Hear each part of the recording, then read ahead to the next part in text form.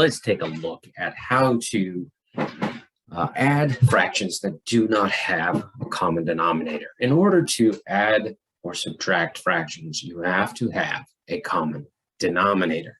In this particular case, these fractions do not have a common denominator. Therefore, we have to find out what that is. So we need to find the lowest common denominator, or the multiple that both lowest common multiple that both of these will go into. Now, for instance, I have to figure out what are multiples of 8. 8 times 1 is 8, right? 8 times 2 is 16. 8 times 3 is 24. Let's stop there for a minute. Okay, so we know some basic ideas here. These are the multiples. If we know our times tables, we can figure this out relatively easy. Now let's talk about multiples of 12. 12 times 1 is 12. 12 times 2 is 24. Now I'm going to stop right there. Why? Because I have found the common multiple. 8 and 12 will both go into 24. Therefore, my common denominator should be 24. Now, how do I get there? Well, I have to multiply both fractions by whatever it takes to get to that common denominator. In this case, I'm going to multiply the 8 times 3. 8 times 3 is 24. Now, if I multiply the denominator by 3, I also have to multiply the numerator by 3. 6 times 3 is 18. Then, and I apologize, that's not a very good 18. There we go. Now, to get from 12 to 24, I have to multiply by 2. But I also have to multiply the numerator by 2 as well. So 1 times 2 is 2.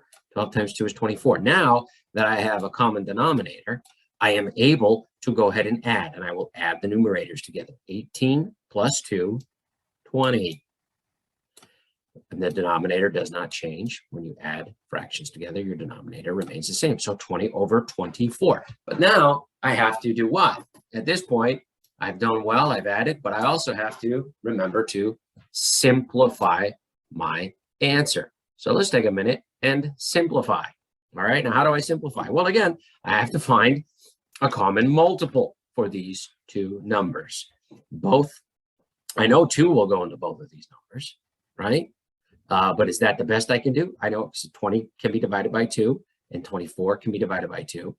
What else? Not 3. How about 4? Does 4 go into both of these numbers? Yes, 4 does go into both of these numbers. So I know I can do 4, right? Because 20, let's do it with 4. 20 divided by 4. Divided by 4. Again, we're dividing both of these by the common. So 20 divided by 4 is 5. 24 divided by 4 is 6. So 5/6 would be lowest terms. But again, remember, the important thing here is you have to find the common multiple. The common multiple between 8 and 12 is going to be the 24. Then once you have that, you can create the equivalent fraction so that you can have a common denominator and add or subtract your numerators, and your denominator will stay the same. All right, that real quick tutorial on how this works. Hopefully that was a help to you as you continue mastering the wonderful world of fractions. All right, have a great day.